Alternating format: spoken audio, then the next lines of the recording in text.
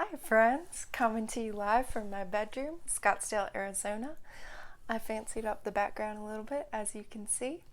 Getting better every single time. I've even got a microphone attached to my mala bead, which is probably a no-no, but the Buddha, he probably doesn't mind. Anyway, today we're talking about the symptoms of iodine deficiency, and our iodine discussion is just going to continue because it's a complicated subject and it's not talked about near enough, and it's super important to your health and happiness. So without further ado, symptoms of iodine deficiency include being sensitive to the cold, feeling cold all the time, putting on weight easily, having a hard time losing weight, having a slow metabolism, feeling fatigue all the time, sluggish, lethargic, experiencing muscle weakness, dry or cracked skin, issues with your nails, swollen or sore breasts, subclinical depression, so just not feeling as happy as you think you should. And you should feel really happy because it's really cool to be alive, if you haven't noticed.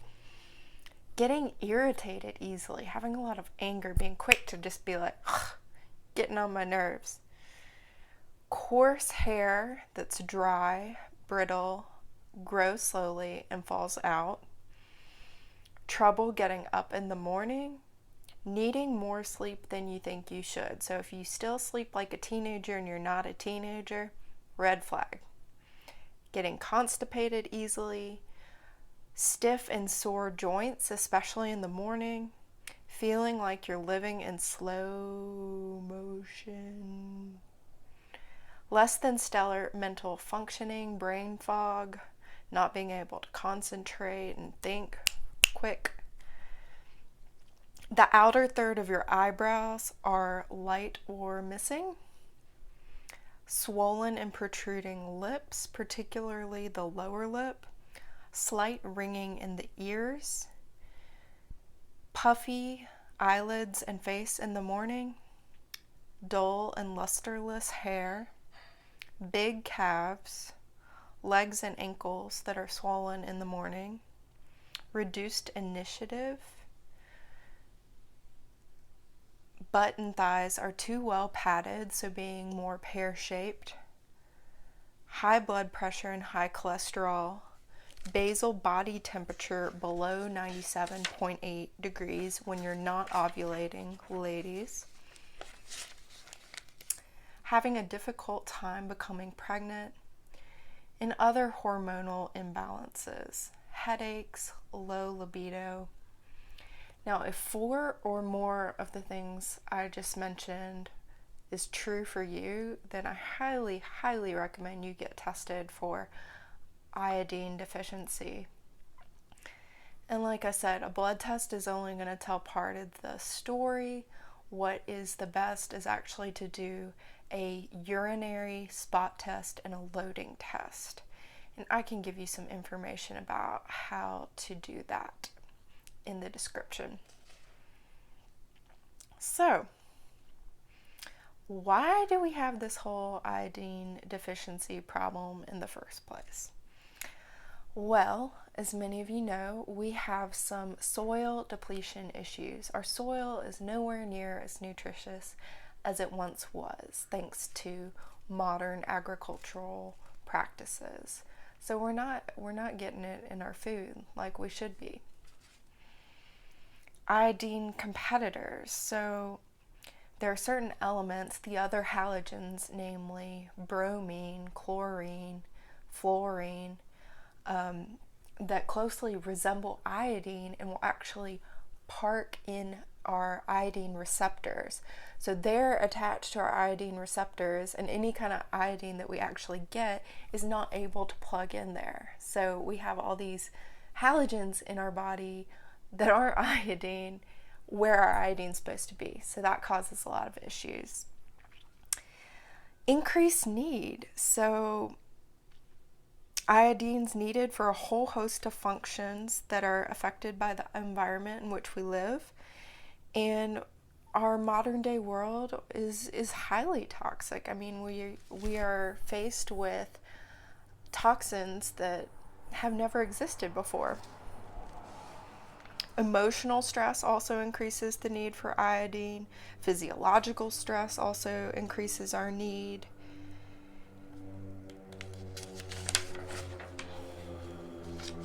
And goitrogenic foods is another thing. So things like broccoli, cabbage, kale, cauliflower, the cruciferous veggies, which are so delicious and very nutritious, but they are called goitrogens, and they interfere with iodine utilization and burden the thyroid, which affects hormone production. And it also burdens the breast tissues, which contributes to fibrocystic breast disease and breast cancer. So, the classification of these foods was derived from the condition goiter, being that these foods have properties that cause goiter. And like I said, these are the cruciferous veggies: cabbage, Brussels sprouts, cauliflower, broccoli, kale, kohlrabi, turnips, peanuts, and soy products. So especially peanuts and soy products are in like all processed food these days. Soy products in particular mess with the thyroid. We also have iodine interference issues. So these are the other halogens other than iodine. So namely chlorine and bromine and fluorine. So chlorine and fluoride we're exposed to all the time. So there's fluoride in our water, there's chlorine, in our swimming pools. If you're a swimmer, chances are your skin has absorbed a lot of chlorine in your lifetime. I know I grew up with a pool in the backyard that I used to swim in all the time, so I'm pretty fully saturated with chlorine. So these toxic iodine lookalikes, like I said, crowd the iodine receptors and block iodine from parking where it should in its rightful place. Now, bromine is the closest halogen to iodine, and it confuses our body more than any of the others. And it is so prevalent in society.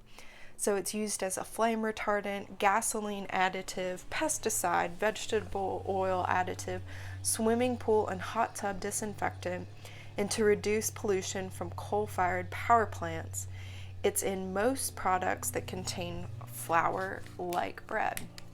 So it's pretty much everywhere. Fun fact, iodine used to be used as a decaking agent in products made with flour, and this was super helpful because we have such a epidemic of deficiency issues, but that was replaced with bromine not too long ago. Or actually, 50 years ago. Food companies removed iodine, which is something that's helpful from our baked goods that are empty calories, shouldn't be eating them anyway, and replaced it with bromine, which is toxic. So what's up with that? That's some freaky, don't know why that is kind of situation. So all these things really contribute to iodine deficiency. I'm just going to review those real quick because repetition is the mother of learning. So why do we have iodine deficiency? Number 1, soil depletion. Number 2, iodine competitors, so those other halogens. Increased need is number 3. Our current modern day world is crazy. Number 4, our healthy goitrogenic foods. So these are the cruciferous veggies, but they kind of have this double-edged sword of not being so helpful for iodine sufficiency. And number 5, iodine interference issues. So bromine being the big one.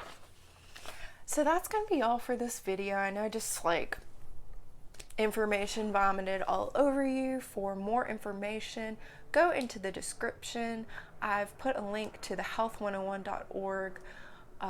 Very helpful article by Don Bennett, super nerdy, super thorough, well researched. He's very experienced with iodine, it's so hard to say that right, iodine therapy. So check out that article. If you like this video, like it. If you want to stay tuned for more, please subscribe, and also check out in the description, I have a link to get your free ebook. I made a really cool recipe book that combines raw foods with Ayurveda. So it's pretty unique, pretty awesome. Worked really hard on it. Check it out. All right, till the next time, stay healthy, stay happy, because the world needs you to be the very best that you can be. Much love. See you next time.